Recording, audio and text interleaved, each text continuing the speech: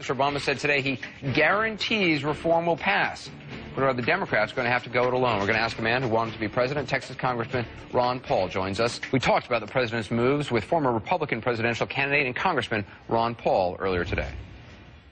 Congressman Paul, thanks for being with us. I want to play you something that President Obama said today on Michael Smerconish's radio show. Listen. I would love to have more Republicans engaged and involved in this process. I think early on a decision was made by the Republican leadership that said, look, let's not give him a victory, and maybe we can have a replay of 1993-94 when Clinton came in. He failed on health care, and then we won in the midterm elections, and we got the majority. Is that what's happening? Are Republican leaders obstructing health care reform in order to make political gains? I think he's given the Republicans too much credit. I don't think we're that well organized.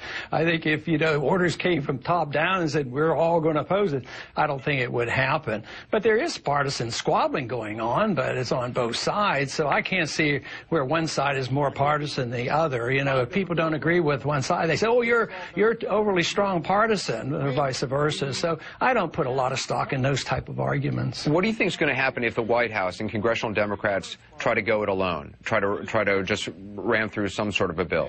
Well, I think they'll pass something, but I don't think they will. I think they'll modify their tone a little bit. They won't try to go for the whole basket. They probably won't want to have a single payer, and they're going to get something, and that's the way we've been doing it for 35, 40 years. We've had incrementalism.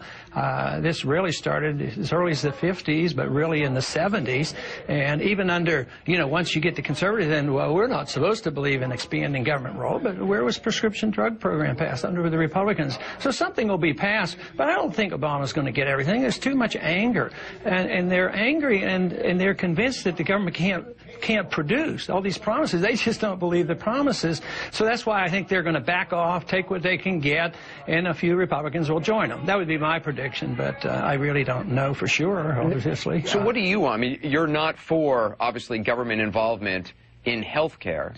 But is it realistic to expect private industry to take care of, the 46 million or so Americans who don't have insurance?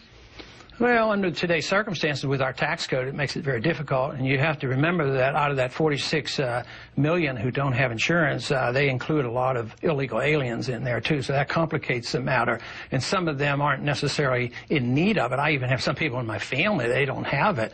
But people have accepted the notion that medical care cannot be delivered any other way than through government. And I just don't happen to believe that because governments generally aren't very efficient in what they do. Finally, has the dialogue, the debate, at least some of what we're seeing at these town hall meetings, people comparing President Obama to Nazi, is that productive? I mean, when you see these images, you hear the people yelling, what do you think?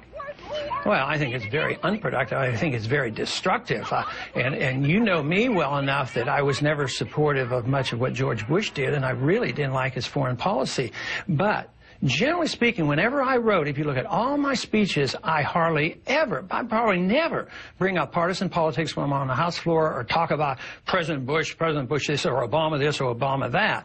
So, no, I don't think it's productive at all. I believe you have to deal in ideas. Ideas have consequences. Bad ideas have bad consequences, and good ideas have good consequences. And that's what I deal with because I just as soon avoid the partisan bickering.